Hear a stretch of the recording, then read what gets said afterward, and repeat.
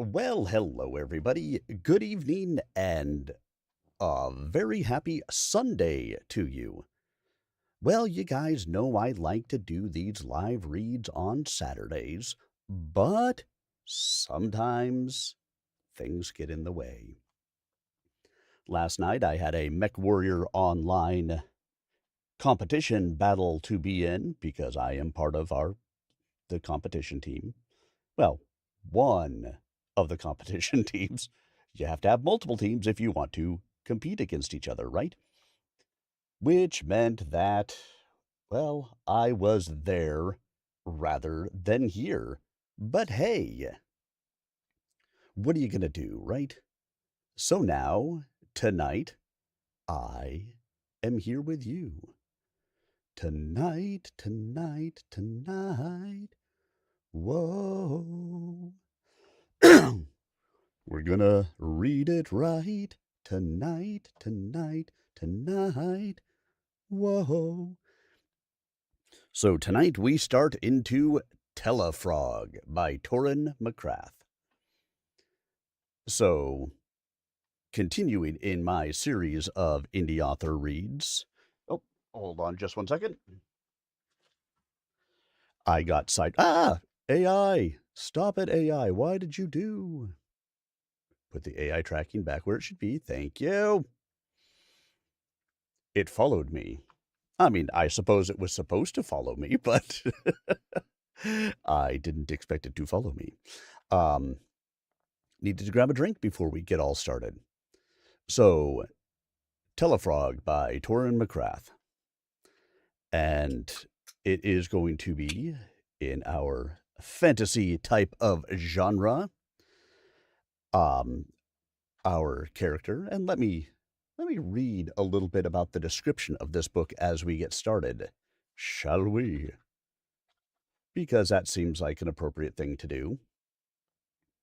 So, Tellafrog by Torin MacRath. Illustrated by Kezia Knight, if I pronounce that correctly. There you go. You've got one of the illustrations from the cover right there on the screen for you. When Raileanu, and let's see, did I pronounce that correctly?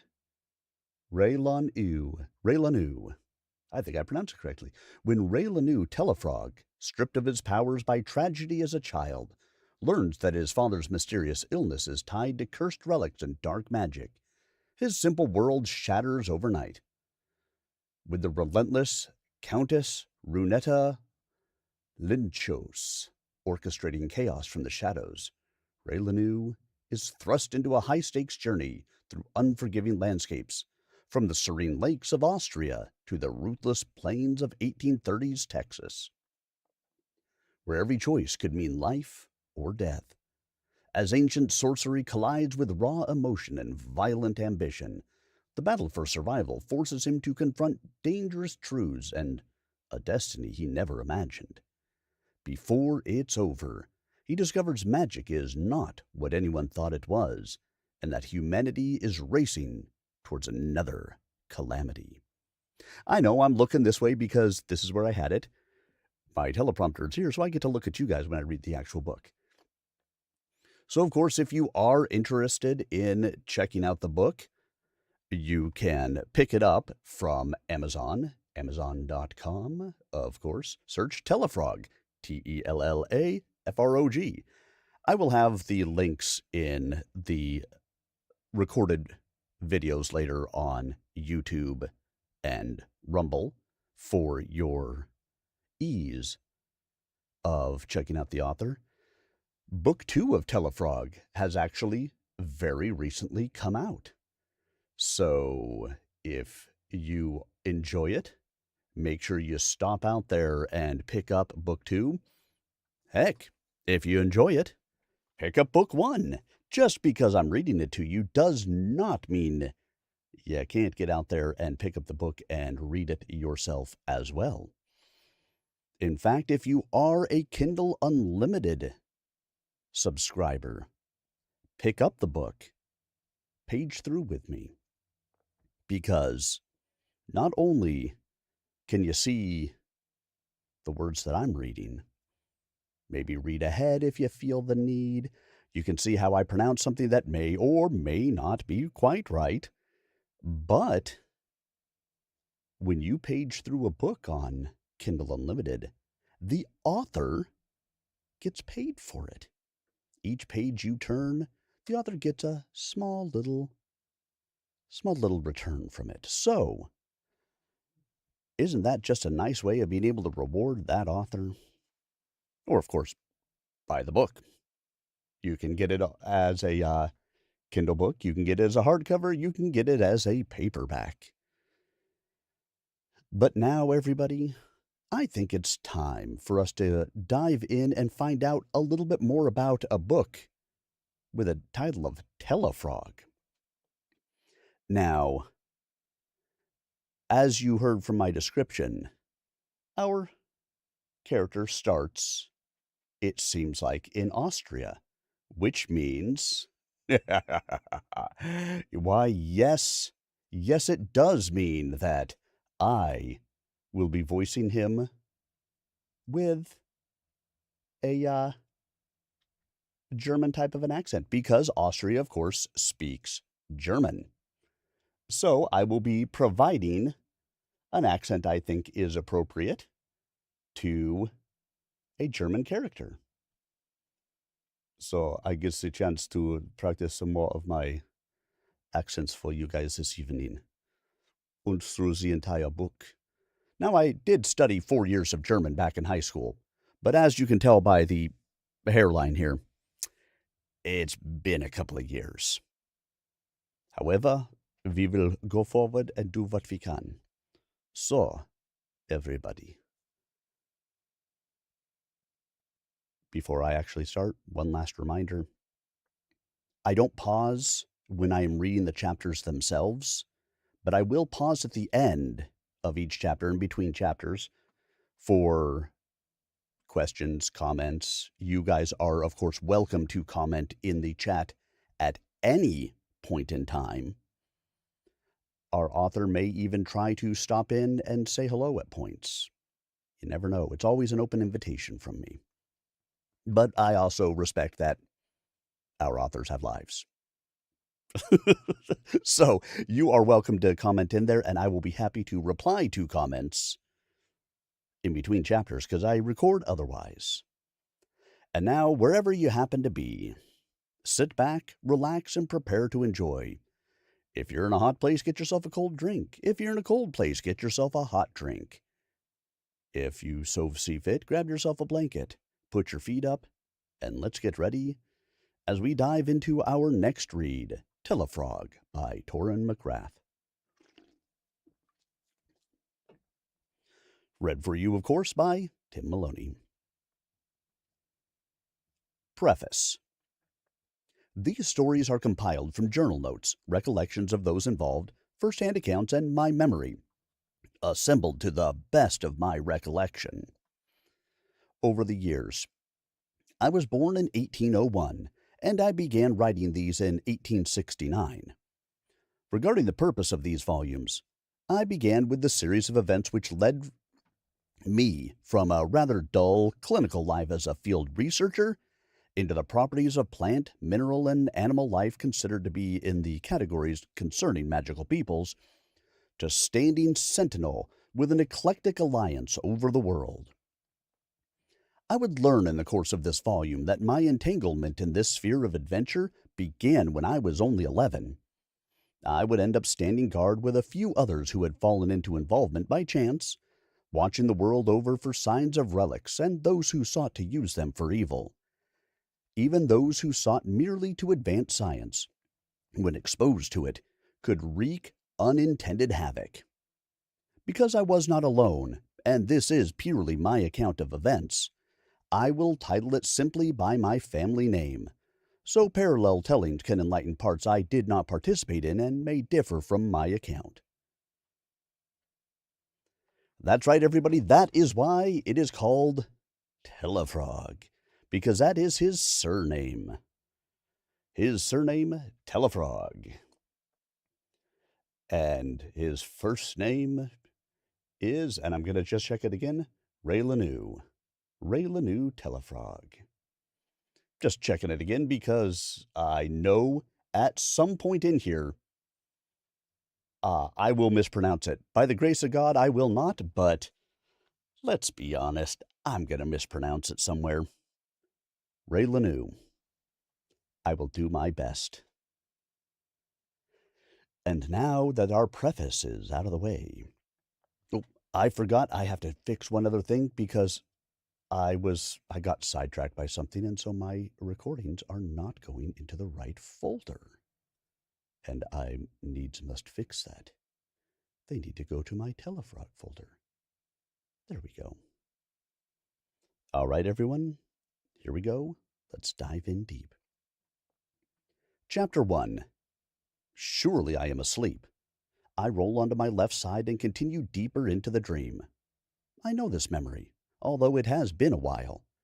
I remember holding the rail of the ship, made of American live oak, worn dark and smooth over its grain and knots by years of seamen's hands.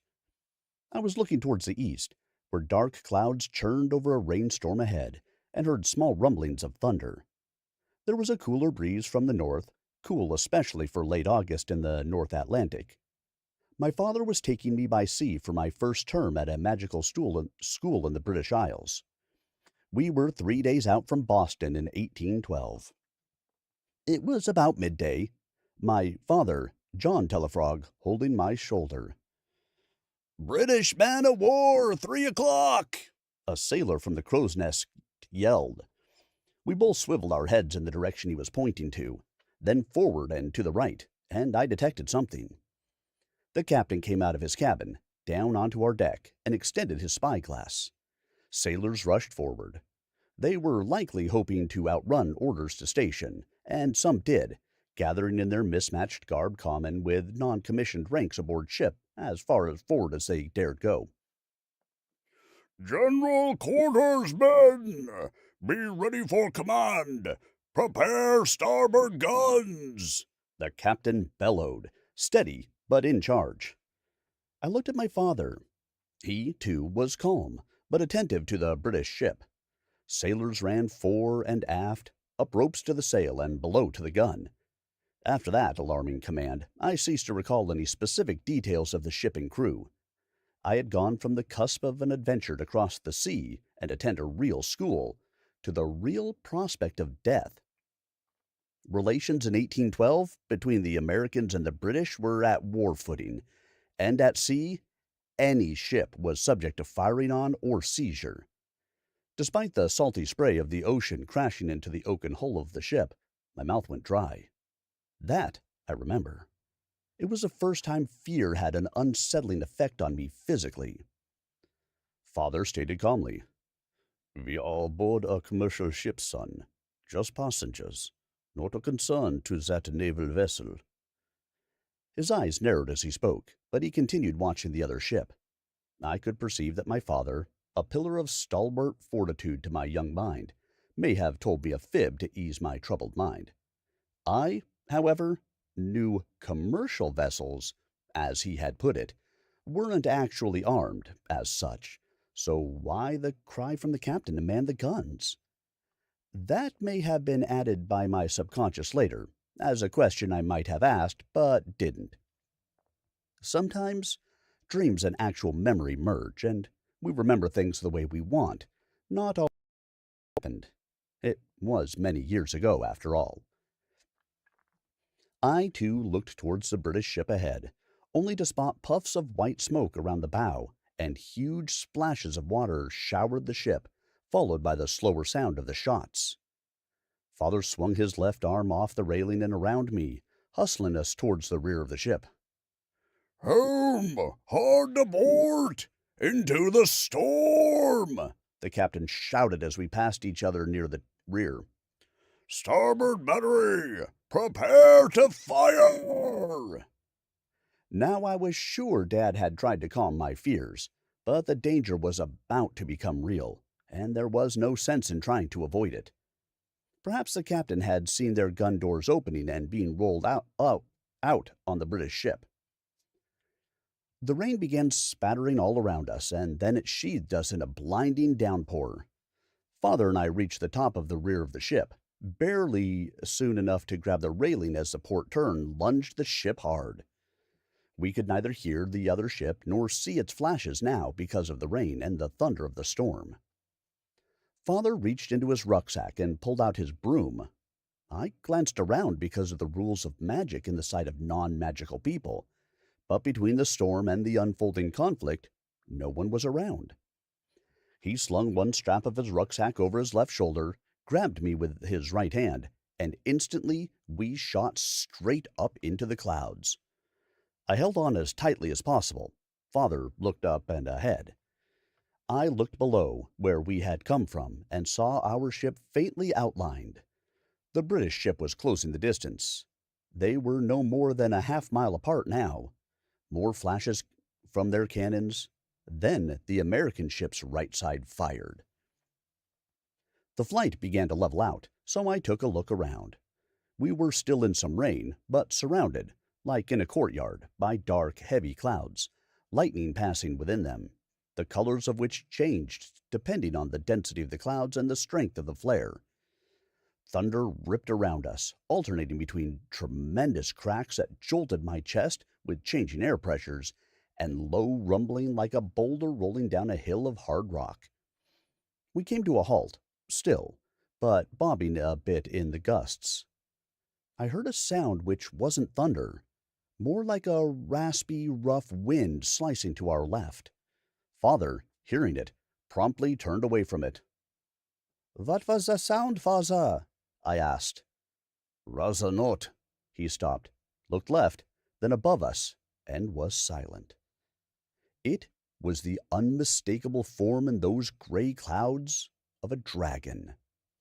I had never seen one, but had the feeling it would be best had I not. Its motion suggested it was either circling us or the ships below. Neither made sense, but Father was concerned with getting the pair of us out of this situation and nothing else. So I kept my grip as tight as I could. Father turned left and right swiftly. My small 11-year-old hands were beginning to show the limits of their strength. I winced, pinched shut my eyes, and trusted my father. When he slowed and began to hover again, I opened my eyes for a second. Only a second. But I remember thinking, the dragon was right in front of us, and Father let go with his left hand and pulled his wand with one motion and cast a spell I still can't remember the name of. An enormous cone of pure white light went forth from it, I guess, blinding the dragon, who veered to our left out of the cone. No sooner had it turned, in fear, I suppose, its wing caught the front of the broom, and I fell off, ripping my small hands and crossed feet with painful force from the wet handle of the broom. The dragon dove as it went away. I could have mounted it like a horse, I thought as I fell. Silly mind of a child. I was falling, and there was nothing I could do. All of this happened so fast, but it seemed slow in my few dreams of recollection. I suppose that is how we absorb amazing things. Every sensation, every aspect, so clearly. A blinding flash of lightning came from those rolling black clouds above and around us, striking the side of the dragon, then encasing me in its crackling blue-white energy, and then towards the sea below. I looked at my father, who was already pointing his broom straight at me, racing to try and catch me. And everything went dark and quiet. That was 25 years ago, and also the event that coincided with my loss of magical ability. Screech! Screech! Came the unique sound of my owl, McCourt. The light coming into my tent was quite bright, unusual, as I'm usually up quite early. Deciding to indulge that dream, memory had cost me perhaps half an hour. I always feel, for some reason, it is important to relive the episode when it presents itself. Never sure why. Maybe it's healthy to be reminded now and again that you aren't as special as you thought you might be at one time. Nevertheless, I must get up and to work, as it is. After all, it's the only way to catch the female emerald glowworms of this area, and they're quite important to why I am here. I may still find some at this hour, and I guess McCourt wants his breakfast as well. The fire in my small stove is out. Usually it lasts all night. One of the drawbacks to not being magical anymore, I guess. Mother and father always raised me to actively look for the good things every day. But so many things are made simpler by magic, like not getting cold at night, or having a fire that tends itself, so you can have hot water and cook eggs when you wake up. I sat up and went to the door flap of my tent, opening it so McCourt could come inside. He glided in and sat on the perch, a letter in his beak. I took the letter and set it on my travel desk, opened the jar of night crawlers and set it on his hook so he could have some. He will go and find some field mice later, I'm sure, or a nice shrew, but luckily my strange owl likes the worms I give him. With a few sticks of firewood standing up over the leftover pieces of charcoal, then using a large splinter of rich pine in the flame of the lantern to light it, off my little fire goes. I shut the door and change into my clothes, lacing my boots tight in case I get a chance to head up the rocky face along the north side of the lake today. I still need some red-headed rock gripper feathers, and those little birds only nest here, amongst the scree along the mountain face of Lake Königssee. After dressing and eating some breakfast, I finally turned my attention to the letter. It's from Magnus Templeton, a former teacher at my school and a family friend. He is the one who convinced the school to allow me to study there to completion, even though I had lost the ability to see, use, or create magic, spells, charms, and the like. There are very few who have lost their ability to use magic, and although I can use some magical or charmed objects and tools, they were hoping to study my case to determine if it's a reversible condition. Although we discovered the things I can do, and that my physical and sensory abilities are heightened somewhat, no recovery of the inherent magic I was born with was made. Professor Templeton's letter was brief, merely stating that my father had sent word to him that he wasn't feeling well and asking for his advice. Templeton asked me to come to him at once. He had arranged for me to travel on Austria's first long section of railroad and both carriage and ferry ship transport back to London, with tickets paid for at each station. Another advantage of magic. His couriers can dislocate to anywhere in an instant. I can't. Oh well, now that I'm 35 years old, I'm not only accustomed to it, I rather enjoy it. Father can't travel if he isn't well. The use of great magic, such as dislocation, requires physical cost. Besides, as warden of a territorial prison for criminal witches and wizards, if he isn't well, Mother also can't leave. Besides, maybe there isn't a thing to worry about. I wrote a brief response to Professor Templeton, thanking him for the accommodations and asking him to please forward my concern and anticipation of returning home to my parents. His methods will result in much faster word to them than any of my means. After McCourt finishes his breakfast, I give him a good drink of water and send him off with the letter. I begin to pack up things, and with all the sample jars, notebooks, drawing materials, and canvas bags of foliage and feathers that are valuable, I have far too much to fit into the 2 cases I have. I've often thought it was a fault, collecting so many discoveries. Even though upon each return to the school, the sheer number of samples and notebooks of new information is greeted with happiness. I have served in this capacity, receiving grants for my research, for several years now. There is still considerable resistance to my actually teaching, and I suppose they are right. Little interest lies in physical sciences relating to magic being taught by one who cannot perform any magic. Walking outside, the sky is quite blue with bright sunshine. Not a cloud in sight. Honestly, the stone and wood of the mountains surrounding this incredible lake are so beautiful that I can imagine myself living here one day. The meadows are full of aromas and life. The summer's warmth seems to make everything bloom brighter. Food is more delicious, and the autumn? Oh, goodness is even more incredible. Its colors and the wild fragrances as direction changes for the season, winding between the mountains. I can never have enough time spent in the mountains here. I walk over the small rise to the west of my campsite, through the fir trees and down to the small farm trail to look further down the valley. After a few minutes taking it all in, the carriage comes by, heading to Königssee. Seeing he has no passengers, I ask if the driver can stop, waving him down. Obliging my request, I inquire if he can come back here to load me up and take me several miles into town. Yes, sir. I have one fare to take to the next village north of Königssee, and then I can come help. It should be this evening if that's all right, he said. Of course. One thing further.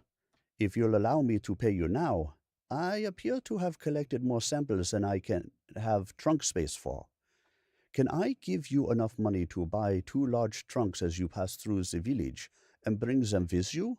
I asked. This is the only carriage driver in the area who travels between these small villages and is the one who brought me here. I wanted to make sure he had the time today. He thought for a moment, hand on chin. Certainly. There's a shop in the other village I'm going to which has some cases that are handmade and very sturdy, for about the same cost as the ones in Königssee. Excellent, sir. Will 5 gulden be sufficient for the trunks and your help? I asked. Oh, definitely, sir. Again showing his honesty. Well, here, I said, handing him the coinage. It's worth it if we can have me in town tonight so I can catch the train in the morning. A wide, thankful grin spread over his face, nodding as he urged the horses off. I finished packing and labeling the materials and took down the tent. About midday, I walked to the edge of the lake and sat on a fallen pine trunk to try to catch a perch or 2 for lunch. It wasn't until I had 2 caught and cooked that it occurred to me there may be more to my father's illness than I had first thought. Why wouldn't Professor Templeton want me to head straight home, instead of coming to him first? Why hadn't my mother sent anything? She would surely do so if it were warranted. She had sent me correspondence before, against Father's wishes. I'm sure I'm worrying too much, a side effect of knowing how little help I can be to good magicians. It should be about 2 hours until the shade of the mountains passes over the area, so with some time to spare, I decided to walk up towards the sheer mountain side to see if I could find those rare feathers. As I crossed a steep meadow I hadn't been through yet, I noticed a clump of brown amongst the grasses. Picking it up, I'm quite surprised to find it's aurochs dung. A quick crack open and sniff, and yes, it is. Rarest among the dung specimens in the region are droppings from aurochs that have fed heavily on new-growth honeysuckle watered by snowmelt. No one knows why, but only this beast, and this diet at this elevation, yields a magical property. When a mere ounce is brewed with Tibetan tea leaves, a single cup can prolong the life of those suffering from elderly illnesses and wizardry by a whole year. It is highly prized in southern European cities, where many retirees reside. This amount alone can finance my study for another entire season in my favorite and most beloved country to visit, Austria. Pausing, taking in the air, those crisp mountain breezes, to my special nose, also rarest of all the places I have been, I can observe the St. Bartholomew's Chapel red-cap roofs atop the white walls from here. But from where I had camped, it was beyond a small wood, across another meadow, and obscured. Additionally, the green appearance of the water from ground level doesn't reveal the clarity and white rock bed below the surface. However, from this height and distance, the water in bright sunlight appears in various shades of clear blue, green, and deep green, transitioning to black with increasing depth. I was unable to find any of the feathers I wanted, but with the aurochs finding, I was supremely satisfied with my expedition here. I did come across an old friend, a Ravenel stinkhorn. I let a little chuckle loose when I noticed it, remembering the controversy that led to my current employment.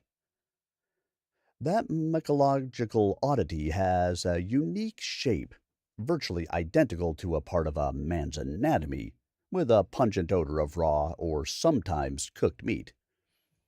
Beneath the surface of the medium in which it grows is a gelatinous blob, roughly the size of a guinea hen egg, commonly called a witch's egg. While both are edible, they serve no known benefit to ordinary people. For individuals with magical abilities, especially women, it can aid in contraception.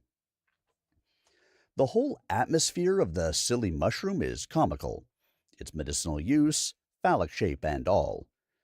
During medieval times, most clergy demanded that it be destroyed on sight, thereby significantly diminishing the supplies for magical people. One day, during a discussion on this practice in my last year of school, Professor Templeton turned to me and assigned me to develop a plan to educate ordinary people on the Ravenel stinkhorn and try to stop this outdated and prejudicial behavior. I did so by having a cleric who was qualified to minister to magical and non magical people allow me to prepare them in public for consumption and shackle me to a table in the town square for 2 days. This way, any ill effects on me were going to be for all to witness. I was met with spittle and ridicule, as well as harangues of mocking and shouting by the least civilized among them.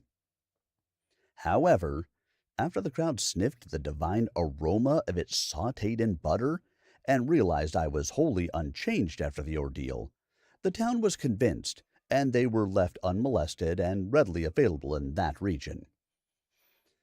As soon as I can, I would like to return and spend winter here, in all its resplendent majesty, bathed in snow and glistening ice. I would very much like to spend a great deal more time around Lake Obersee, to the south and east of my current location, and on the east of Lake Königssee. I I could spend 20 years between those two lakes and not learn all they have to offer. Even the most perceptive person, as my mother would often say, cannot recall all they've seen, but the longer they spend observing, the more they can perceive. I'm drawn to mountains of stone, the woods they wear like clothing, and the alpine waters they hold in their hands. All stone and wood and natural waters call to me, but here most of all. It was early evening when the driver returned, and his selection of trunks was perfect. He had also arranged for my room at the inn close to the royal house, where he had noted the flag of the consul was up, meaning the council was in residence. I suppose Harold, the driver's name I remember, recalled my arrival in early spring, when he collected me there as a guest of the council. As we loaded and secured the trunks and the roll of canvas tent and its poles in the trailer, I thanked him several times for all his help. And with the discovery of the aurochs gold, I gave him another full golden, and shared the last 2 apples I had with the horses, at which he smiled again broadly in appreciation. I tried to absorb the last of the scenery and scents on the way into town, only a few miles, insisting on riding atop the carriage with Harold. Unfortunately, I was constantly distracted by all the things I wasn't able to accomplish on this trip, and made brief notes in my notepad with a pencil as we rode along. My nose perceived at least 30 plant species which I hadn't detected before, and at least one type of pine bark beetle I didn't recognize the sound of. By the time we crossed the first bridge and made it onto the brick and cobble roads, it had become dark. The surrounding mountains were now shrouded in a blanket of clouds. What I could see of them was bathed in deep blue, and I would have to wait until my next visit to witness them again.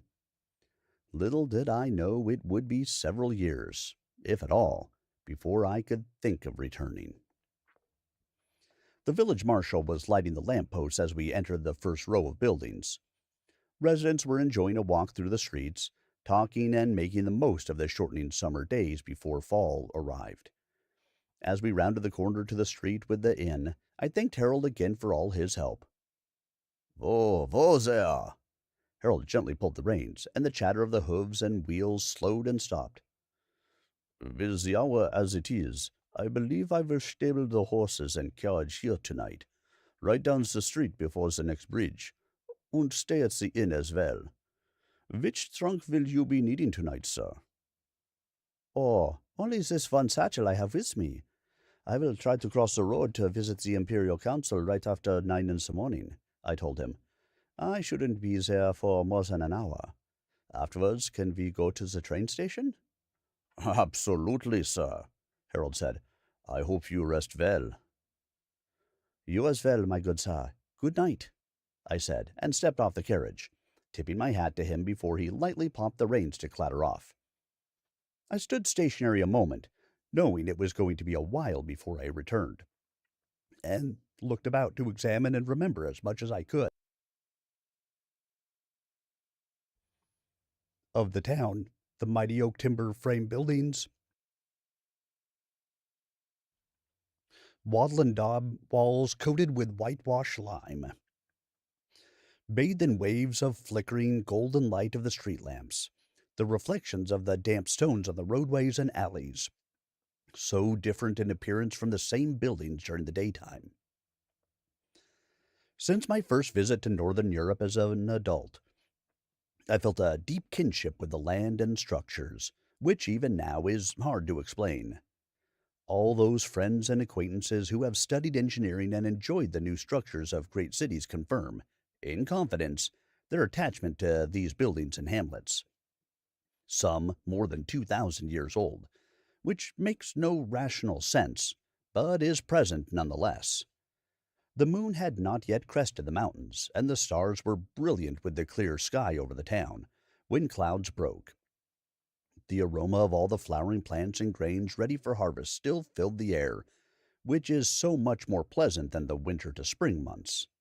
When everything is covered in snow, it is brilliant visually, but the air is always filled with the scent of wood and coal smoke, boiled vegetables, and various kinds of salted meats. I turned my head and shoulders a bit to look at the stark stone structure behind the high, intricate wrought iron gate of the royal residence in Koenigsee.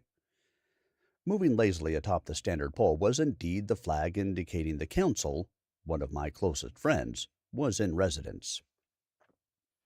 After waiting for another couple of people of high means to exit a carriage and enter the hotel across the street, I walked over and thanked the doorman with a smile as I entered. The rough-hewn stone exterior, with its protruding oak beams, is very traditional, but the lavish carpets and lamp-work chandeliers in the lobby highlight the exquisite, handcrafted, and upholstered furniture befitting the high status of its guests. Before I can approach the manager's desk, he, in fact, gently touches my right elbow from behind and quietly begins to speak. "Are you here to meet a guest, sir? Might I have your name?" Obviously stating without saying, he felt I was not a usual guest, nor from a status he would expect surveying his lobby. I turn to face him and notice that he is dressed smartly in a thick wool jacket and pants, tailored to fit him perfectly in dark navy blue. His vest was made of blue silk with gold buttons, and the gold watch chain was predominantly displayed from the buttonhole to the watch pocket. His high-collared, stiff white shirt allowed the bright red cravat to stand out. Highly shined, well-heeled boots completed his professional appearance, and his frequently combed hair and manicured beard indicated status in any room. "Tellafrog, sir. Raileanu Tellafrog," I said as quietly as he had spoken to me. A good manager would remember I was here not 4 months ago for a whole week.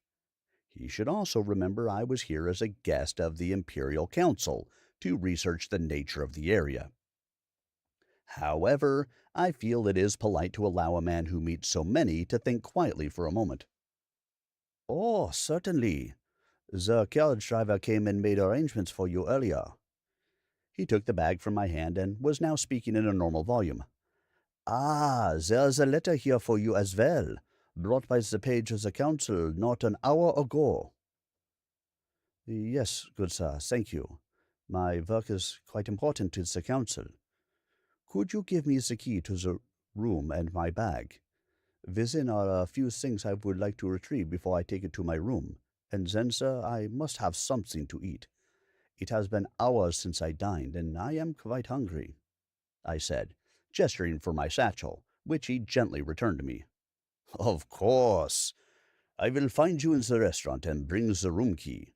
Please, let me know if there's anything else I can do, he said, eyes looking over my shoulder to the counter where another guest was waiting. Thank you. Please do not let me keep you, I said, and headed toward the right-hand hallway, which led to the restaurant. I found a table near the stairway from the restaurant to the upper floors. The waiter arrived and I placed my order. Honestly, I can no longer remember what it was. Around the far corner of the bar, I spotted someone whom I had not expected. Monica. As with the first time I encountered her, almost 3 years ago, I forgot to continue breathing for a few moments. I was awkwardly staring, possibly like a child does watching a magician, wondering how it's feasible I am seeing what I am really seeing. Sir, your key? Your key, sir, the manager said, clearing his throat. Ah, thank you, stammered out of me, still trying to break my gaze at her. I took the key and put it in my chest pocket. Approaching from the left was a waiter with my dinner plate and a stein of drink. I was finally able to break my gaze and try to focus on the plate of food, which was so important only 5 minutes before. I didn't succeed. I looked back, and she was looking at me with an adorable, slight smile. She could observe how befuddled I was, and it amused her. She had a piece of pie of some sort and a cup of tea, probably. She waved her fork at me, stating clearly she could tell I was hungry and she was going to wait. Fine, but the food wasn't my main concern. So strange how our souls work in conjunction with this mortal body. Agreeing with myself to not waste her generosity, I began to eat, but with a desire to finish expeditiously, the opposite of enjoying every bite as I had intended initially. Ah, it was roast beef with potatoes. Very good order.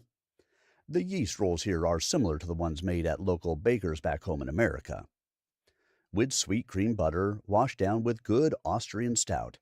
That's Gemütlichkeit for sure.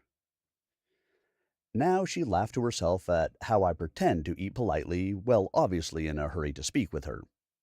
I finished quickly, approached the bar to pay, and asked for an order of rolls to take with me on my trip. From here I can see that her table is in a small corner by itself and is also not visible from any point before halfway into the room. The dining area was L-shaped, and we had been at opposite ends. She motioned for me to come over.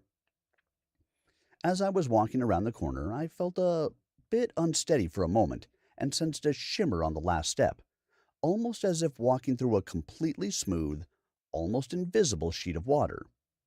Steadying myself, it's obvious now what is going on. I hadn't remembered the small corner, nor the table she was at last time I was here.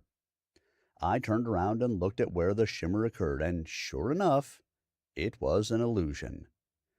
From here I can observe the entire restaurant, but the image is wavy, and this is only noticeable from this side. Monica had allowed the illusion to weaken so that I could spot her here. Turning back, the whole pub for magical people is in plain view. Equal in size to the restaurant for non-magical people, with 50 small tables filled with magic folk, Monica was out the one closest. She must have known I was coming. This pub was possibly 1,600 years old, and all the original building, furniture, and everything were basically timeless. The scent of the hundreds of years of beeswax on old oak is one aroma I'm glad I have stronger senses for. Smirking at her silly trick, I walk the last few steps to her table and sit down.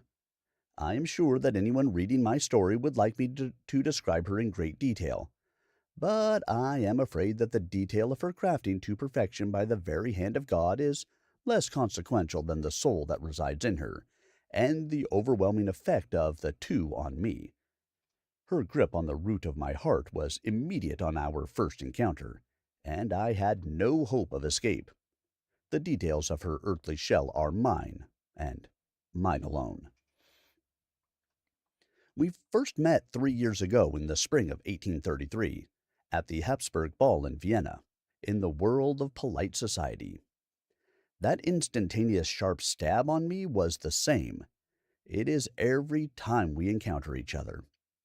The youngest of 4 daughters of the Binder family, originally from Hungary, Monica's family is always distressed at her not having married again, her first husband dying of fever only 3 months after marriage. The income guaranteed through the marriage, however, allowed her to open several bookbinders' shops throughout the Austro-Hungarian Empire, as well as one each in London and Stockholm. She began, "Now that you have eaten your fill and fallen like a lovesick puppy through the Schimmerwald, I promise to stop torturing you. It always amazes me how you look at me, oblivious that everyone around you can detect it." I whipped my head around in an undignified manner to see who it was that noticed me staring at her like that, inciting another giggle from her. No one was looking. All right, I was teasing." Her grin softened to a simple smile. "Are you already done with the studies this year? It is a bit early, and the last I heard you had wanted to stay all winter. Trust me, when you are able to, it is incredibly inspirational." "Yes, I had intended to. I received a letter from Professor Templeton's this morning stating my father had contacted him, feeling unwell and asking for advice," I explained. "Ah, I understand. It might explain why I am here as well," she stated, leaning back a bit in her chair, nodding. "The Imperial Council has retained my services to collate your findings and bind them into textbooks over the winter for my role as guest instructor at the school in the far north of the British Isles for next term. He is quite impressed with your work and findings.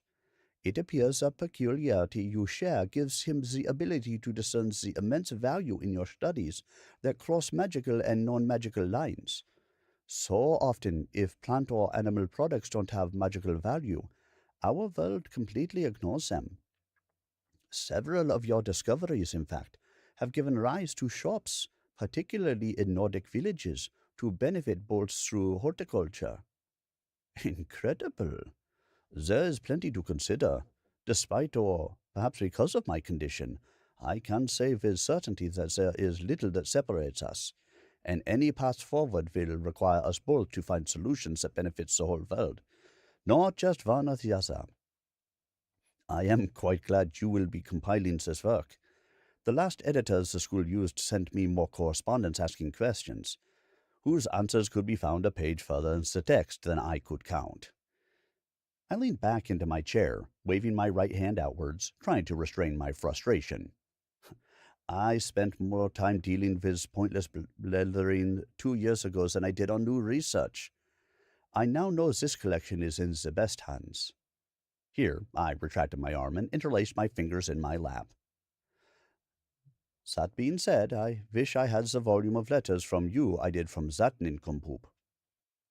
She pursed her lips and lowered her eyes. I'm sure I detected a bit of blushing. Then, with a widening smile, she said, "I shall be writing to you as often as I can find appropriate regarding this project." "So, no gentleman callers? Anyone whom I should place my analytic perception against to test out for you?" Hoping both for a no, but also for someone worthy of her whom her family can agree on, I secretly but wholly will find happiness in her happiness. Her family had made it quite clear I, being of no noble family, reasonable income, nor possessing any magical ability, stood no chance of courting her. Apparently, at the ball, her mother had seen the way I reacted when I first saw her. After her queries and whispers at the ball, her mother had made up her mind. I understood, for the prospects awaiting her were vast and gilded. I offered little, and any successes we would have would undoubtedly be attributed to the wealth she had access to, not my ability. No, I am and have been committed to the tomes and bindings of new works which advance the world we all share. Not one color sent by a friend or family can tolerate the hours I spend. Not one has intrigued me enough to stop this work, and, honestly, the numbers have dwindled to none this year at all. She reclined all the way back now, sighing a few times before she continued. I think the family has acquiesced to the state of my mind, and no doubt word around the pool of eligible bachelors is that I am not worth their time. When I realized it was happening, I agreed to teach the visiting lecture course. She now looked at me, less emotional and more resolved. Clement has told me this week he should have all the materials for me ready, and I suspected your humble nature would bring you here, and you wouldn't be staying with the council. She stated plainly, waiting to read my response. There is no hiding from you, Monica. Time to let her know I am okay. You perceived every part of my soul at our first encounter, and I, after recovering from blindness, saw yours. I have and always will want you to be happy and content. I can discern no way in the structure of our orbits in this world to change them to suit my courtship. I pray that even if it were to change, you will find someone you can love, that the connection and deep friendship we have will never fail. That outcome would make me very happy. She lightly rolled her eyes, leaned forward, and put her hands on the table's edge. You are one melodramatic gent, you know it? She sighed and sat back against the chair again, folding her arms. We feel the same about each other, and the friendship I promise will remain intact. She stretched her right hand across the table. Shake on it? I had never dared touch her. Not politely, not at the ball, not in civil society in any way. I had intentionally avoided it. After all, the effect of seeing her is difficult enough on me physically. Hesitating now, I looked at my hands. They were still dirty from the work of loading and packing everything, much of which included the soils in which I found each specimen. Worse still, they were quite coarse, cracked, and dry. After spending a month in south-central Afghanistan investigating the quality of their black tea leaves, I encountered a lack of humidity level like nothing I had ever experienced before. The fine dust, which masqueraded as sand, would infiltrate into the dry cracks and chew away until every wrinkle of skin bled. In the small town of Calais, which lay in the shadow of a fort built atop a hill by Alexander the Great, the family hosting me showed me how to mix raw sugar, or jaggery, with goat butter and use it as a scrub to abrasively remove dead dry skin and moisturize my hands so they would survive until my body adjusted its oil levels to accommodate the environment. They weren't as bad now, but I certainly wish I had some of that butter sugar scrub and had washed up before eating. She politely waited while I inspected the sandpaper mitt, which used to be a hand. Then I looked at hers, there on the table, reaching toward mine. Even her hand and wrist were incredibly beautiful. I stretched out my arm and took her hand ever so gently and only applied pressure with my thumb on the webbing of her hand before shaking up, down, and let go. Deal, she smiled. She could tell the ridiculous route I had taken in my head to shake her hand. But she understood. I will meet you tomorrow at the royal residence, perhaps. I will be with Clement's wife most of the day. I promise to write, and look forward to seeing you again soon. She stood up and went through the shimmer wall and towards the front entrance. As I watched her leave, the manager came up and had something to say. Sir, the letter we received earlier from the council was in fact payment for your stay, your meals, and to thank us for accommodating you on such short notice. I hope you will call on me if you need anything else. The manager stood stiffly and attentively as he spoke. Of course. Thank you very much, I assured him, in my tone and words that I was not expecting anything more than any other member of his guests. I reached into my pocket and retrieved the key.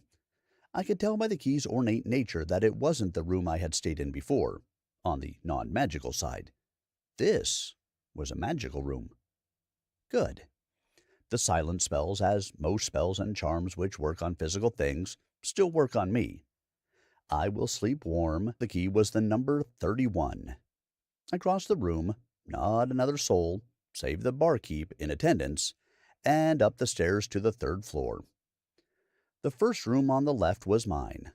Unlocking, opening the door, and locking it again, I walked to the narrow bed in its cove along the wall and sat down. Within was also a small writing desk with a lamp, a small table with a white porcelain pitcher, a towel, and a wash basin. The window to the left was narrow, perhaps 3 feet tall, hinge-armed and open.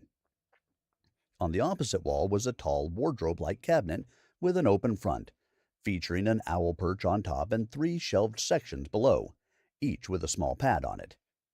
Between it and the bed cove was a low table, wider, for the working of an open trunk, no doubt. The small cast-iron stove on the wall opposite the window was ready for a fire with kindling sticks of rich pine inside, but it was not used normally this time of year.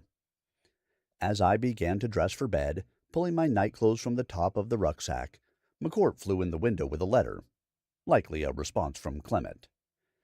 I finished changing and took the letter, exchanging it for 4 large night-crawlers from the jar in my pack. I sat on the bed, now realizing how exhausting the day had been, packing everything up and simply getting this far. The letter was from Clement, briefly stating that we indeed needed to meet first thing in the morning. There had been updated news about my father, which he had received from Professor Templeton. Interesting. I had intended only to hand over my research materials and his ring. It's strange that he would be involved with my father's news. Regardless, had it been urgent news, he would have sent for me immediately. I am, after all, only across the road from his main gate. I blew out the lamp and sat heavily on the bed. I lay back and pulled the heavy blanket and quilt over myself, exhaled, and closed my eyes. McCourt's low, rocky, gurgled cooing woke me. It was still dark, but the orange glow of the sun's imminent arrival in the east was barely noticeable out the still open window. The number of things I needed to do today looming, I dressed rapidly, fed McCourt, told him where to land at the royal residence, and headed downstairs. I found the manager and inquired what the bill was for my stay, wanting to be certain I owed nothing. "Sir, the Imperial Council has insisted that from this day forth, you are to be extended every courtesy, and he will be sent the bill. It is my honor to have you at any time," he said proudly and professionally. His early consideration of my status need never be mentioned again by either of us. I proceeded out of the front lobby, as it was closer than the magical side of the building. The sun's warm glow was settling on the morning mists and was beginning to crest the hills behind the royal residence from where I was standing. Not a single carriage in sight, so I crossed the road and approached the main gate. "Why, thank you. I am enjoying Tellafrog so far. Of course, as I read..." So, for anybody who is not aware, by the way, that was the end of Chapter 1, guys. That's why I can now chat with you guys for a minute.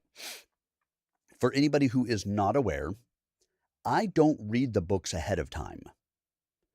I do that on purpose because that way I feel like I am more authentically in the moment for a live read. So when there's happiness, when there's sadness, when there's joy, grief, anger, whatever, I feel like I'm more in the moment as an actual reader would be experiencing it for the first time. Andy Norman, good evening to you. What that means for me is sometimes I don't necessarily know what accent I should be using when I'm speaking to somebody, or with somebody's voice. Like Raileanu Tellafrog is actually from America. Wouldn't probably have the Germanish accent I am providing to him. That said, has been in Austria for a while. Maybe he picked up an affectation of it. For the time here, when he gets back to America, it can fade away.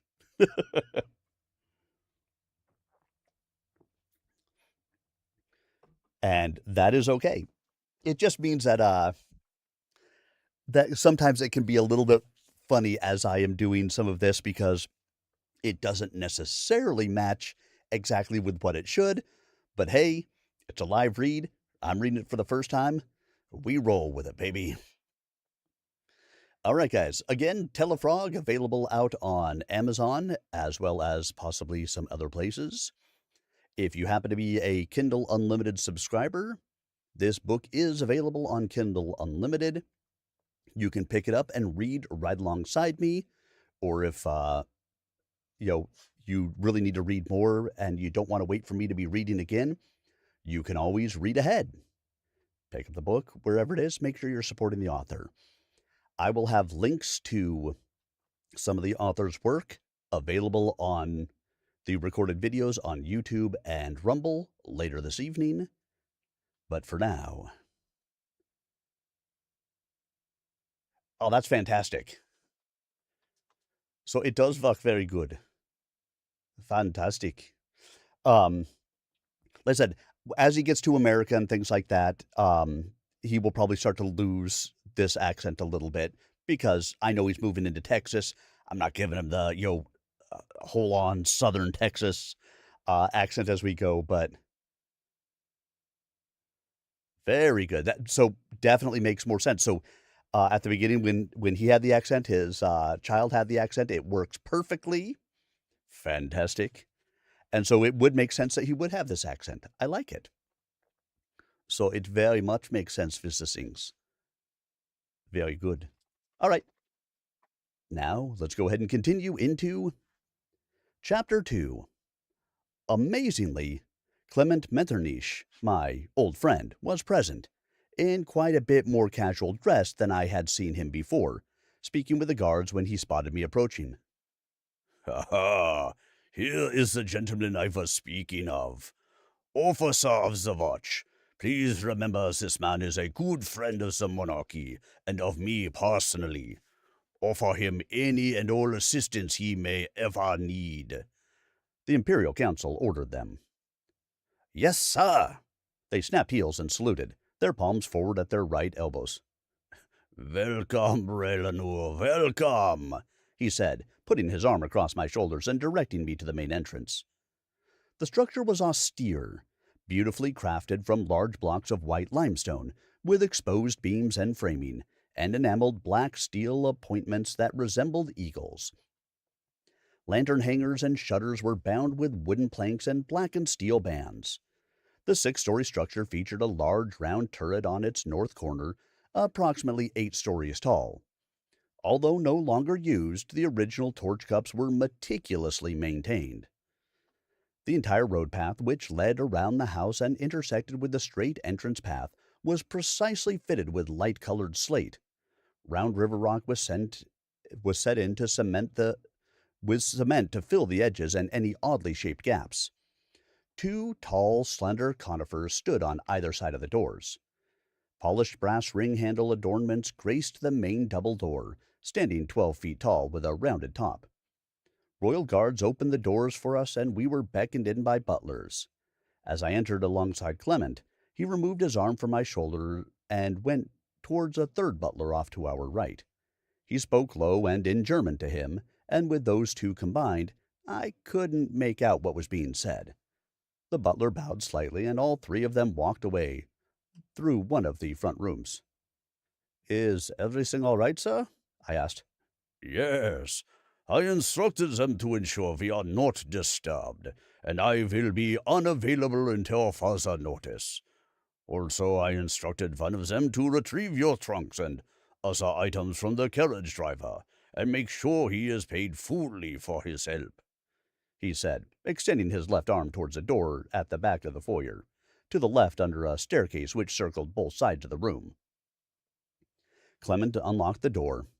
It led into a narrow staircase that arced similarly to the one above, but this one led down. It was wide enough for only one, and while it was clear the stair was not regularly used, the lamps in polished brass alcoves along the stairway were lit, and the way was easily seen.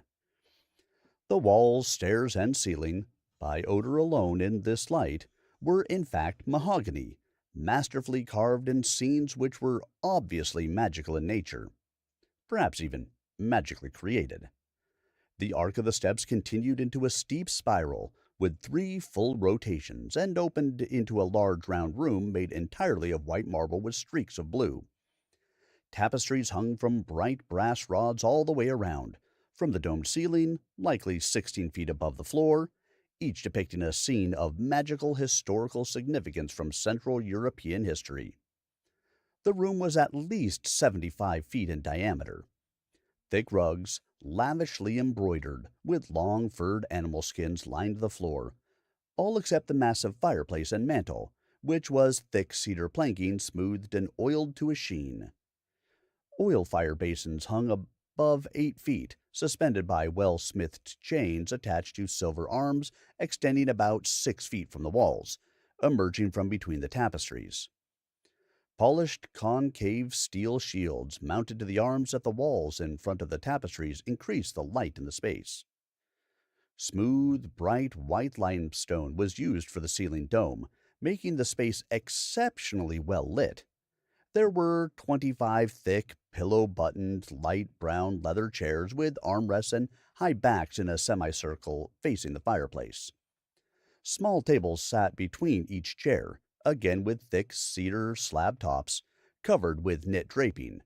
Several large, low tables sat perpendicular to the fireplace in the center. When he realized, politely, I had finished surveying the room, Clement invited me to sit in a chair next to the hearth on the left side of the semicircle.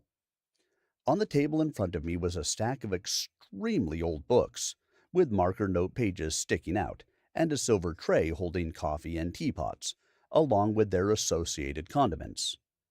Knowing my love of Turkish coffee, Clement had prepared one in a small cup and saucer and handed it to me. Then he sat on the edge of the table facing me and sighed. You know why we became friends, and why I have funded your work over the last few years.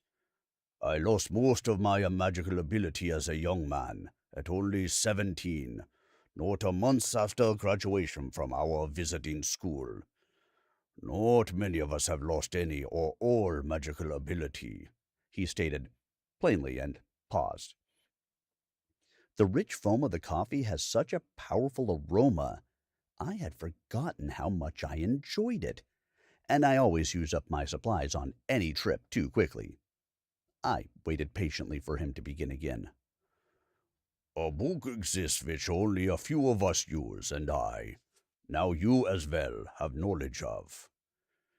We are the only two who are not in possession of magical ability who are in this circle. Here is that book. He reached back, got the second book down in the stack, and handed it to me. It was a large codex, black leather, quite old, with heavy, expensive paper stock. There was no writing on the cover, spine, or back. I opened the cover. There was no writing on the first few pages either. I thumbed through half the volume and found no writing. Not that curious in reality, magical chroniclers often hid their writing from the non-magical, especially important works, and are therefore invisible to people like me. When Professor Templeton was contacted by your father and apprised of the particulars he was experiencing in his illness, the professor contacted me. He is the one who brought me the book. Although I cannot read the text within, like you, it is here for safekeeping. Not even my father, brother, or emperor knows of its existence. Again he paused, and cradling his short beard in his hand, he continued. Any time someone encounters or is told of events or conditions which defy current magical and ordinary scholars' knowledge, the details are transcribed here. I can write in it, and the words are instantly also inscribed in the master volume, where they are compiled in a single place. The writing in this book vanishes, and in truth, nothing is retained in this book at all.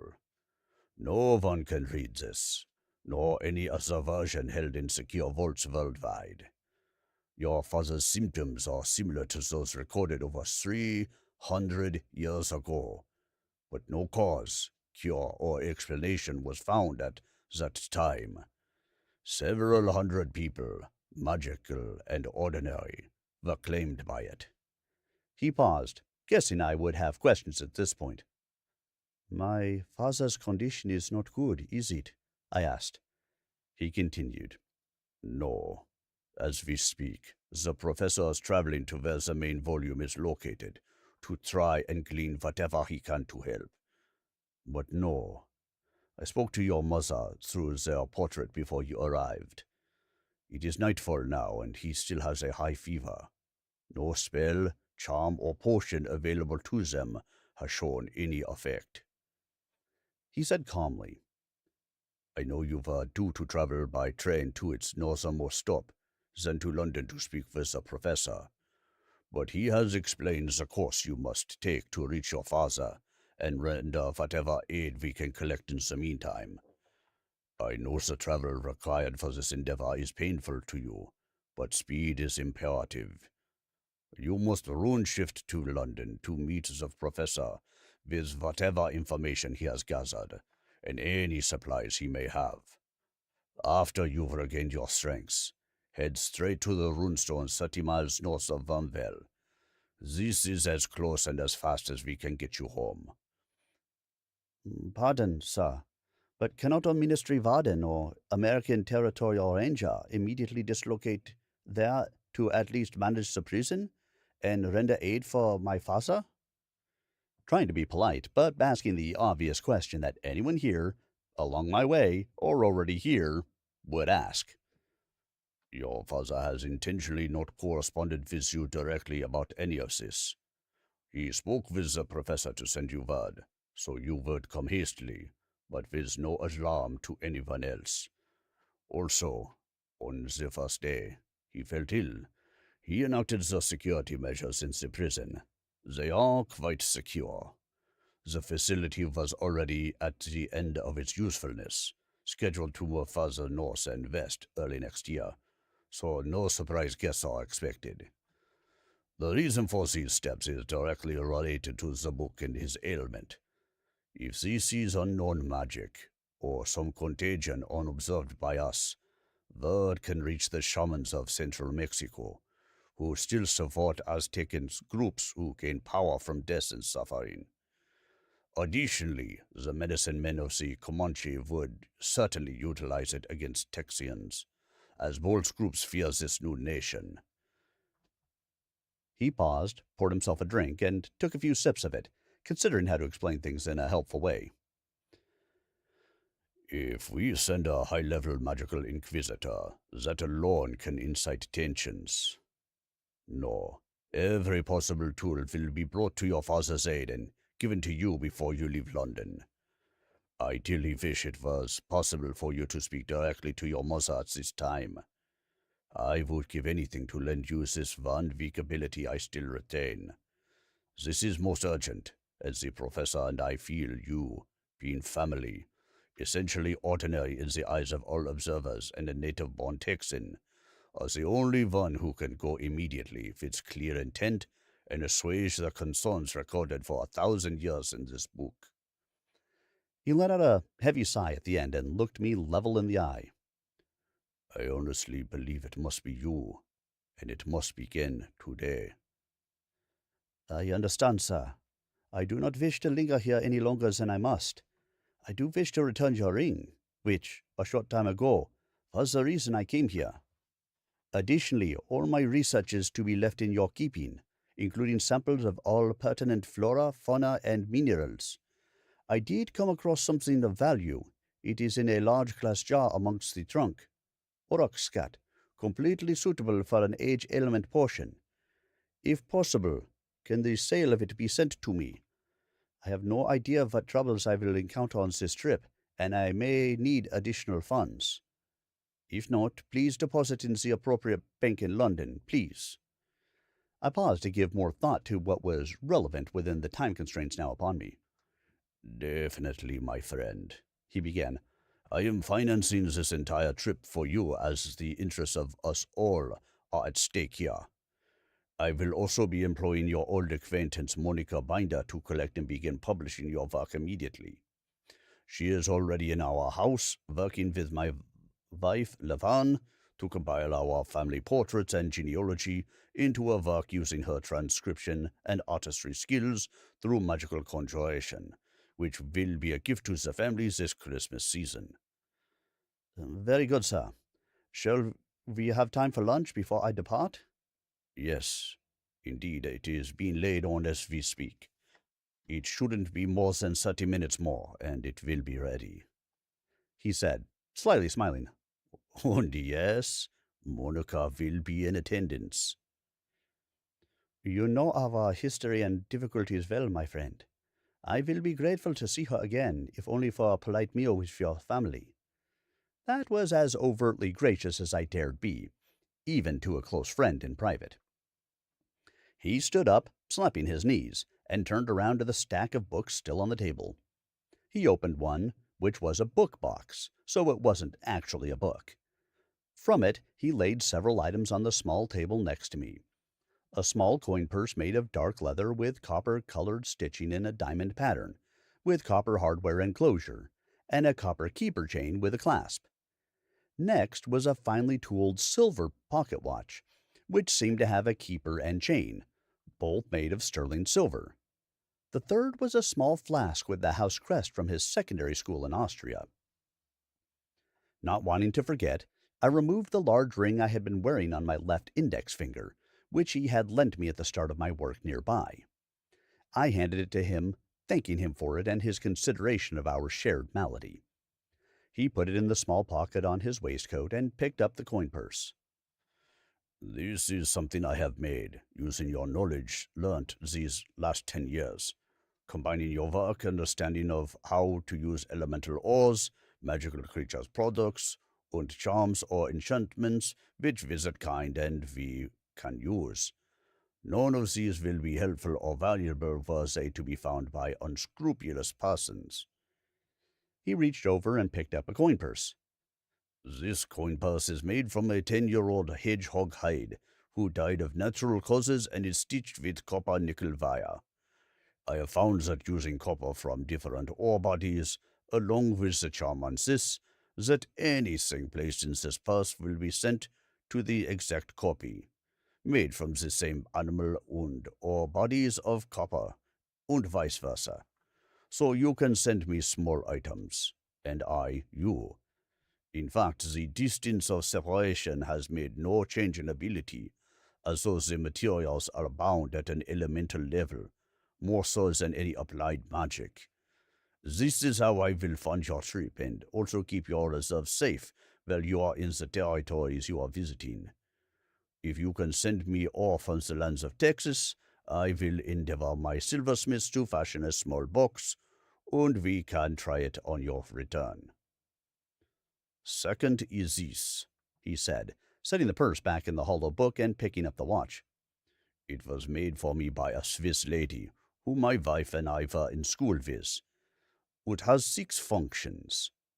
Clicking the clasp open, it revealed what looked like a watch with 5 dials, and the opposite side was a liquid-filled compass. This side, which looked like a compass, he began, is in fact a compass. It will always point north. However, if you hold it open, cupped in both hands, it will point to the nearest runestone you can use for travel. Now, I know you are accustomed to runestones allowing you and me to dislocate, but without full magical powers, we are never certain to which runestone we have shifted. I have spoken with Professor Templeton about this for some years, off and on, and he has discovered if we put a drop of blood on this specific rune on the dial, which points to the one you need for your trip, it will send you to the nearest runestone which also has a drop of your blood. It will work only for you, and only for 3 months' time. This is adequate because Templeton sent me a vial of your blood from the accident when he attended your recovery when you were a boy. This morning I sent my younger cousin, who is young and virile, to dislocate from here to London near Professor Templeton's home, and on to the runestone due west of the old Spanish copper mine, 30 miles north of Wormville. He has also been instructed to stay and look after your parents until you arrive. His name is Andreas Metternich. He is quite capable and has served as a captain in the cavalry regiment for several years here. His horsemanship and resourcefulness will be notable, I am sure. He set the compass down next to me. This is absolutely incredible. I am speechless. After all these years of contenting myself with ordinary travel and finding the beauties and walking holidays, horseback riding and such, I am relieved in this dire circumstance. I can return home to my father and mother so promptly. I stuttered in amazement. Rune shifting is so truly so hard on me. Most of the time I've tried it, I actually end up farther from where I intended than if I had just walked. The considerations on my part, sir, are so generous. I am so thankful to God for knowing you and for the advancements we share and discoveries we can continue to contribute to research often ignored by current academics. Clement continued. The other features of this watch are as follows. The 5 dials, as indicated by the markings around each, are for moon phase, storm direction, magnetic interference, and the clock, of course. The 5th dial is similar to the ring I lent you. It is also the only function which requires a winding knob to work properly. It must be wound each day, and the hands will indicate how many hours and minutes it can conceal you from non-magical persons and animals. You are not completely invisible, but an unimportant distortion or perhaps mirage in their subconscious. Anyone in sight range will not detect you, your sounds, sense, or even your shadow. However, the perception blocking ability quality only lasts up to 12 hours. Its magical mechanical properties require the internal motion of lunar stone and magma-formed quartz discs to be wound. I have used one for a year, and its function is flawless. Good Lord above, sir! The gravity of the items is making something abundantly clear to me now. These are rather expensive, meticulously crafted, and rare devices made from ore, which few have even considered manufacturing. Sir, I am beginning to understand my part is quite a bit more than helping a long-time friend return to his ill father. I promise the utmost demeanor and attention to all parts of this trip, and its aims as I can gather. Finally, he said, closing and setting the watch into the book box and retrieving the flask.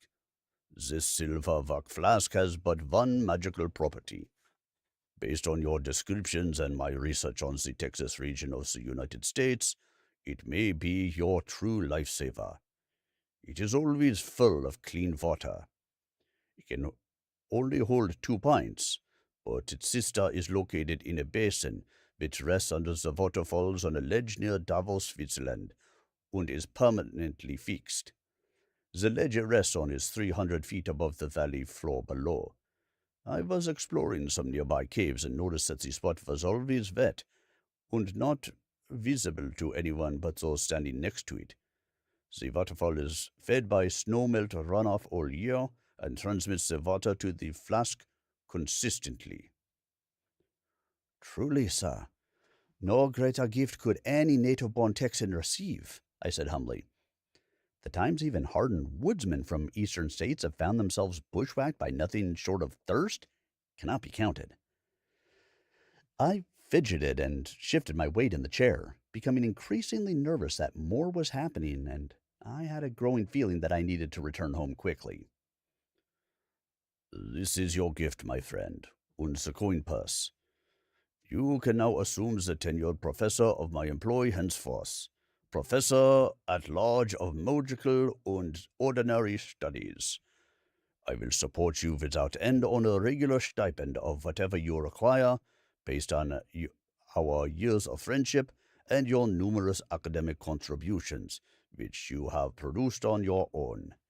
Knows the balance of your book sales and valuable horticultural finds, as always, will be put on your account in London as well.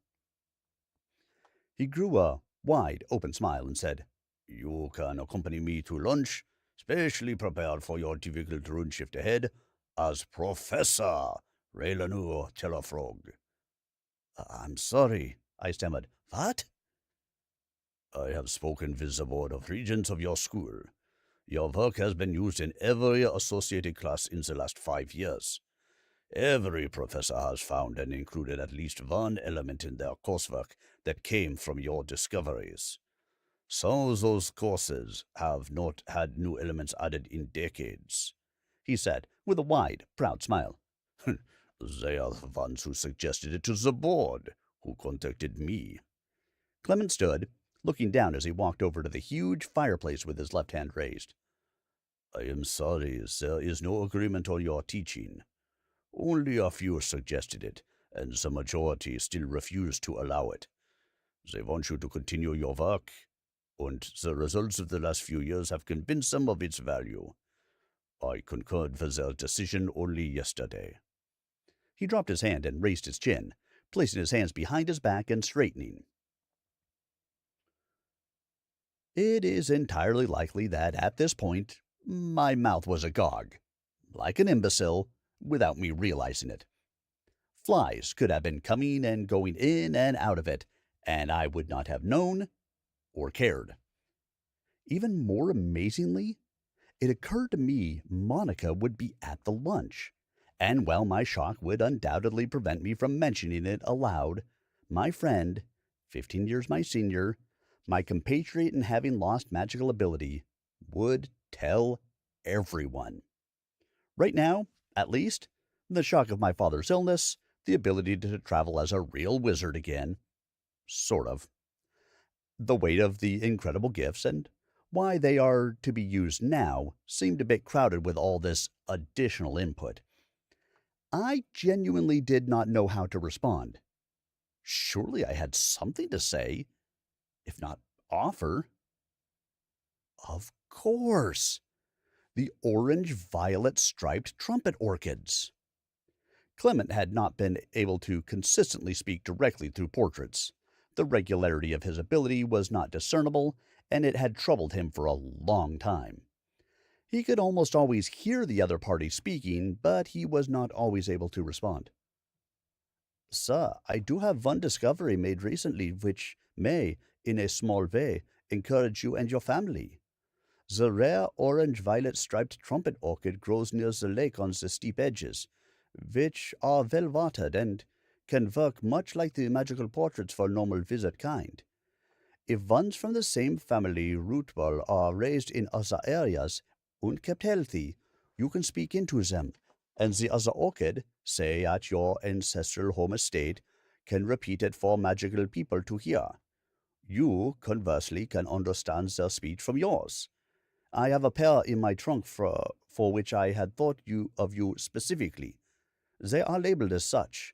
Please, allow me to give those to you, so you may hear your father and mother's voices any time you choose. I sat right on the edge of the seat, both my hands out, feeling my gift inadequate when measured against his help for me. This is why, my friend, you are now a professor.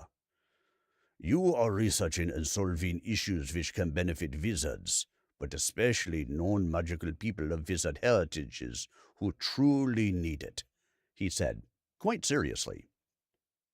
Now, let us go upstairs, have a hearty meal, and then see you off. Sir, have you told Monica, I wondered, about the new title? No, honestly, I have considered it for some time, but it was only decided yesterday. Would you like to tell her, or would you like... He started. As Imperial Consul, I can assign anyone I wish to such posts with the blessing of the Board of Regents. No, sir, please. Let me attend to my parents and return without difficulty before I inform her. I don't want either of us to concern ourselves with anything but the crucial tasks at hand. Very well, I understand, he acquiesced. Let us head upstairs and enjoy our last meal together for some time. He stood and began to move towards the stairs, with me right behind him. After coming out into the foyer, we proceeded towards the back of the house and into the large dining hall. The places were set for 7, and Monica, Mrs. Laverne Metternich, and Clement Metternich's 3 children were waiting for us. As always, and as the unmistakable fool for her I am, I had paused too long staring at Monica, my hint being when she smiled as she looked down and away. The meal was brought out, venison and mushrooms, carrots, potatoes, and a side which made little sense given the rest. Sauerkraut, all on the finest polished silver. My friend spotted me looking at it confused and said, That, my friend, is for you. I know you like it, and the chances of you having a meal included that is properly prepared where you're going is quite low. Wine was served, along with a sweet cake at the end, accompanied by a delicious aromatic Turkish coffee. The children asked me more than a few silly questions about America, their mother giggling lightly at most of them. Mrs. Laverne Metternich was a kindly, intelligent, and powerful lady in her own right. No doubt most of my friend's successes can be attributed to her cunning and wholly charming nature. Fully trained in Austrian law, fluent in French, Italian, Flemish, and English, and precisely finished for every courtly occasion, it's true in my company, and possibly only in my company, allowed common talk and the children to be silly. She was over 10 years Clement's junior, and her children were schooled with her and their mistress instructor. The travel requirements of the counselor meant they were never in one place for long. They were oldest to youngest, Stefan at 14, Danielle at 11, and Daphne aged 7. To their parents' relief, I think, none were magical. It is becoming increasingly complex to have a family in such a high station that combines the magical and the ordinary. Invariably, it leads to questions of schooling abroad or their absence. They also cannot be themselves, which causes its own problems. Had they been of the royal family, the discretion around the whereabouts of children would have been more accepted by non-magical inquisitors. Additionally, 99% of ordinary people are unaware of the magical population. Royal families from all nations are aware and support the separation for the sake of all. When must you leave for America? Monica asked. I looked at her, and it must have been obvious again I was trying to avoid looking at her and being ensnared by her beauty for all to witness. As soon as our meal is completed, I'm afraid, I began. I do not wish to leave my parents alone with this illness any longer than necessary. Though leaving the company of my friends, and of course you, is always difficult. Glancing around, it's clear it was blatantly obvious. Again. Danielle and Daphne snickered. So yes, it is uncontrollable for me with Monica. As I prepared to leave, saying goodbye to all, the Metternichs turned back into their parlor for a moment, all except her. I stood as straight and professionally as I could, hands behind my back. She looked past me, seeing that the family had rounded the corner out of sight. She reached around my side and took my hand from behind my back, holding it. Honestly, the rush of emotions from touching her hand almost made me rethink leaving. But I must. I looked right into her eyes. Again, the description of her beauty and power over me in her soul and her form will forever be mine alone. I could tell she perceived everything about me, and none of it needed to be said by either of us. She leaned up and gave me a small kiss on the cheek, at the same time putting something in my hand. Prying my eyes away from her, I looked at my hand. It was a small silver locket. In it was a tiny picture of her. I know you cannot speak through it, as magical people can, but I don't want you to forget me, for I will not notice even the sunshine until I can see you again, she said quite seriously, looking intently at me. I, I, my voice breaking, mouth dry. I will return to you as soon as I can. I took her hands in mine. I have never been able to go a day without thinking of you, not even for a day. Thank you for this. Clement came around the corner again and smiled, looking at his feet for a moment. I set her hands down, both of us smiling. Shall we set a date, then? He choked, hopefully. No, sir, not yet. We can save that discussion for my return. Indeed, Monica agreed, smiling as well. Well, Raileanu, we should head towards the center of town where the runestone resides. Also, if it helps, I have a few things which might be of use, Clement said. Goodbye, Raileanu, Monica said as she walked away, looking back at me. Not goodbye, only farewell for a time, I said to her. Right or not, I burned her smile at that moment into my mind. As she watched, she could see the smile in the corner of my mouth. She told me later she knew what I was doing. Let's go, Clement suggested. After you, sir. And out the front doors, across the open yard, and out the front gate we walked. McCourt was waiting outside on a lamp-post. He spread his wings when he caught sight of me. I didn't know exactly where we were going, so I told him to follow. He gave a little squeak and crouched, and jumped into the air, circling us until we picked a direction to walk. There were so many things in my mind now that I could barely concentrate on anything but following Clement. It occurred to me we had walked down 2 different streets, maybe a quarter of a mile, before I could think clearly again. I had not been in this part of town before and could not remember the way back to the hotel or the royal house either. I did detect the leftovers of lunches that had been cooked in the houses as we passed by. The grain storehouse had workers stacking bags and barrels of stores. The thump of dried grain sacks and the dust they put off their own distinctive aroma. Below that I could sense a cold, musty scent, and pick up the dripping of water into a deep stone place. With another few sniffs, I knew it was where the beer was stored. Much of it was the same beer I had the night before in the hotel restaurant. Sir, do we know the rune shift will work for McCourt as well? He is the only owl who has imprinted on me, as I was still in possession of full magical abilities when he came to me. I cannot bind to any other owl, I asked with concern. We have no reason to suspect otherwise. From our research, the event of rune shifting is identical to dislocating, only on a mechanical level. Rather than focusing the spirit and body on a familiar location. We are nearing the center of town. There is a narrow 4-story building that is 500 years old.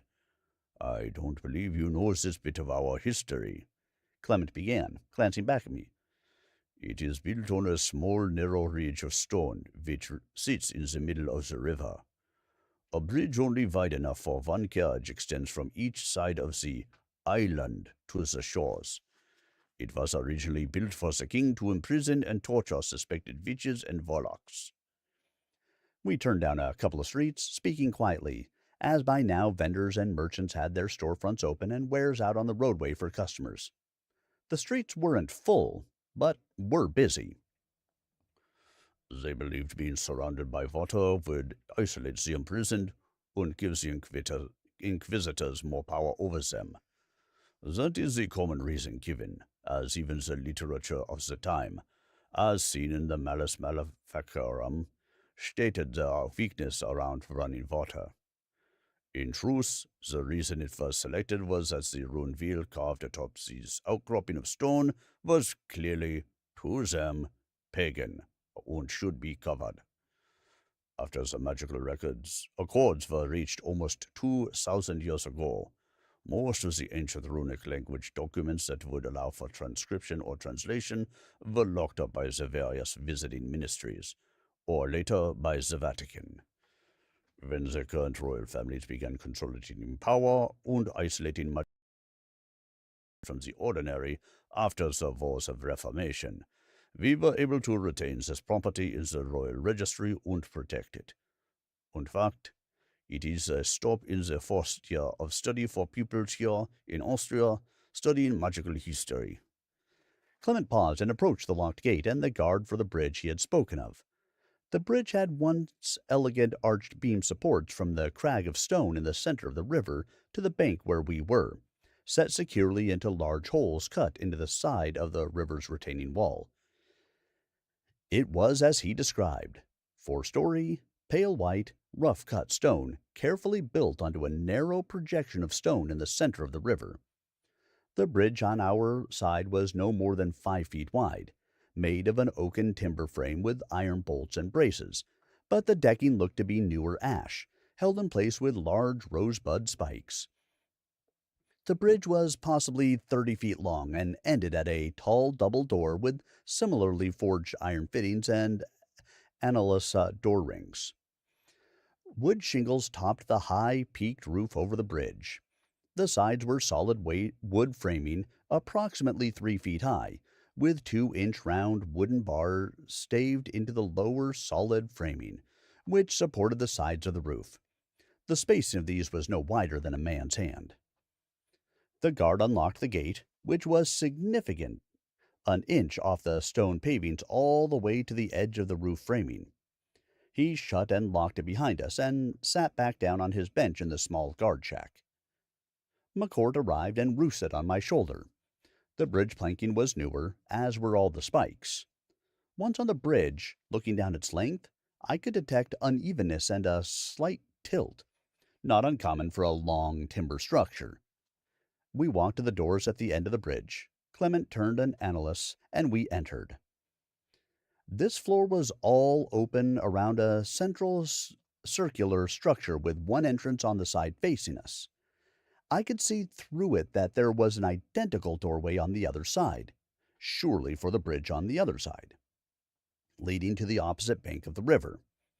Within were several iron rings along the walls at about 8 feet in height, some with chains and shackles still hanging from them. To the left was a high wooden bench, like a judge or magistrate might use, I suppose.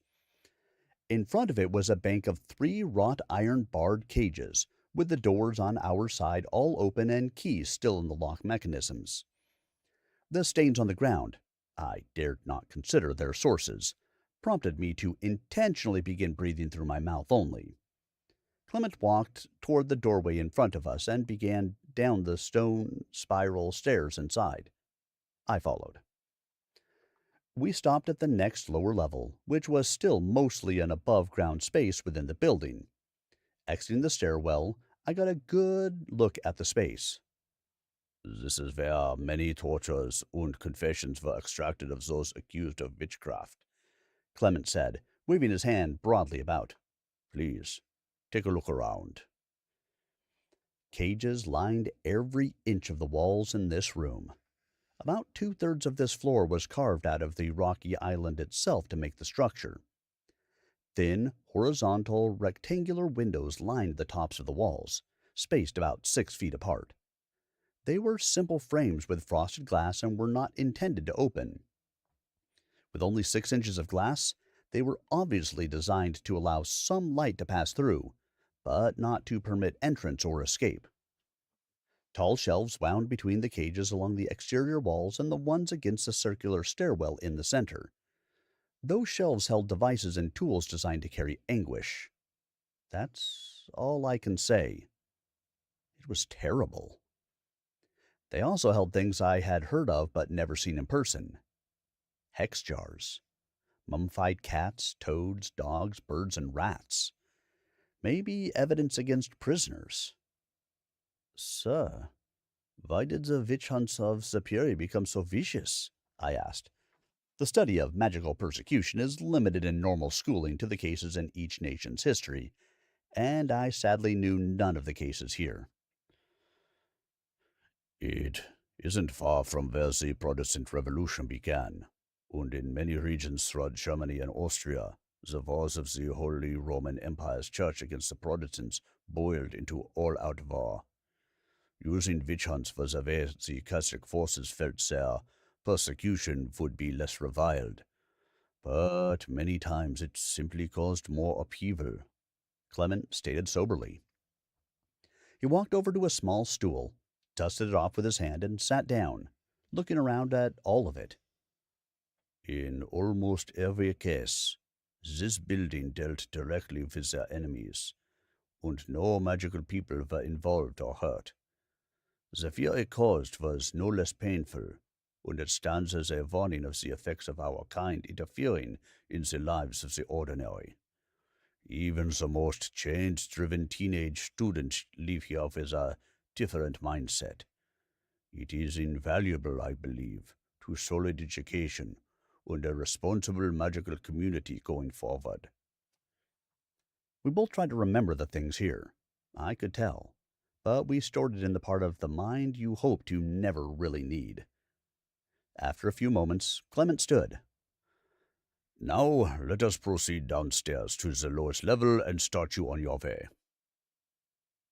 Down a shorter set of stairs, this time to the basement floor, we had to stop long enough to light a lamp, as there were no windows or natural light here at all. We continued to the bottom, and the dim lamp light revealed a storeroom, with cobwebs and a thick layer of dust covering everything piled around. The stone floor, chiseled out of the rock and unfinished, was also uneven, as it was never meant to be used or occupied regularly. Having lived now 24 years without magic, it was easy for me to appreciate the innumerable hours spent hammering and chiseling by ordinary people to create this place.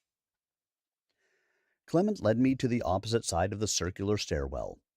Along the path between benches and racks, I noticed 5 shallow pits, maybe 4 feet in diameter, with iron cage lids.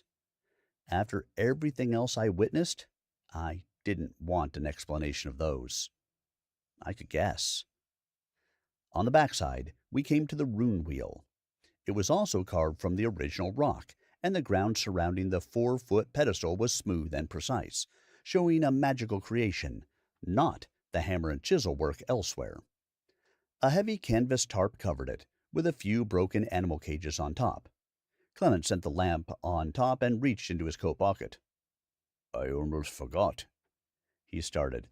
Here is some documentation I made for you stating you are an academic working for the Imperial Royal Commission to study indigenous medicines of the Americas.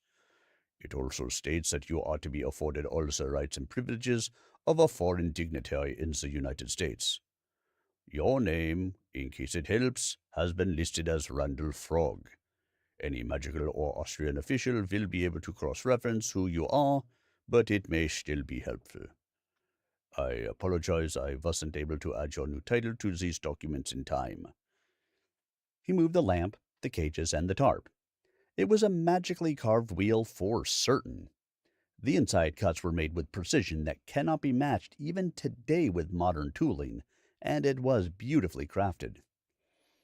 If you are ready, Clement said, take the compass I gave you and open it, cupped in both hands. He used his hands to demonstrate. I complied, and sure enough, the compass pointed to the runestone wheel, and as I moved around it, the needle selected one rune in particular. I removed my left hand from it, and the needle did indeed point north. As soon as you are ready, trace the rune with your right index finger and you will rune shift, he said. And yes, your owl will be perfectly fine. His value to you is hardly anyone but me can grasp. You will need him, I guarantee. Clement, if you can promise to keep it quiet, any copper or other ores I send you in the coin purse, you know now what to do with it, don't you? I said, counting on his ability to perceive. He smiled as widely as I have ever seen, nodding. Yes, I do. I closed the watch, tucked it securely inside my vest pocket, took a deep breath, and exhaled. I glanced at McCourt, who returned the look but shifted his gaze forward again, unconcerned and wise. And everyone, that is the end of Chapter 2, which means it is the end of our reading for this evening. as it's been about 2 hours now of my stream. And you know me, I try not to go too much farther because then my voice starts to give out, and it's just not good for anybody. 2 hours is kinda 1.5 to 2 hours is kind of that butter zone. So I hope you guys enjoyed the preface, chapter 1, chapter 2. They will all be up on both YouTube and Rumble a little bit later this evening for your rewatching pleasure. If you know anybody who was interested in, getting a little bit of information about Tellafrog and wanted to read it, and maybe hasn't had the time, feel free to send them the links. They are, of course, free for anybody to go out there onto YouTube or Rumble and watch. But thank you to the both of you. I appreciate it. I hope you guys did enjoy this reading this evening. Depending on where you happen to be, I don't know about you guys, but it is now an hour later than it really should be. Because, yay, daylight savings time. So I am going to get these things uploaded and go to bed. I will be back on Tuesday, where we will continue our reading of Tellafrog, starting in Chapter 3. And until then, I hope you guys have a wonderful Monday and Tuesday. I wish you all the very best. I hope you enjoyed, and I hope to see you guys again next time, 8 p.m. Eastern Time, on, well, all the channels that I'm on, but YouTube is the best way to be able to find it and make sure that you can communicate with me and I can communicate with you. Also, if you guys haven't, like, subscribe, comment, do all of those fun things on the videos. All of it helps the visibility of these things as we go up. And so far, this book definitely needs some visibility because I think a lot of people would enjoy it if they knew it existed. Thank you all so much. Have a wonderful week ahead, and I'll see you guys again really soon. Good night, all.